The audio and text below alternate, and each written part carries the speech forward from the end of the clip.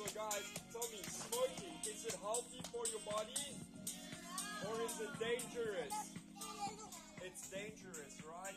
And what about fire? Can I play with fire? No! Can I touch fire? No! Is it dangerous? Is it hot or cold? Hot! It's hot. Yeah. And why is it dangerous? Not good. And then when I'm finished smoking, I just throw the cigarette over there. Oh. And then what's going on? The fire is going to get Fire. bigger. And then okay, so now there is a fire. I said, oh no, Teacher Eric, my cigarette made a fire. Ah! What should No, we have then what should we do? water! Say water! What? What do we do? Water. What do we do? No, don't drink water!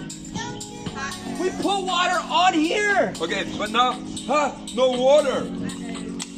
No water, so what do we do? Do we run away? No. So what do we have to do? We need to Call a firefighter! Good job. Good, everybody say 119. 119! 119. Eric also drinking beer. Ooh, drinking. I feel sleepy. And we Should fall go to asleep. sleep? And then this falls over.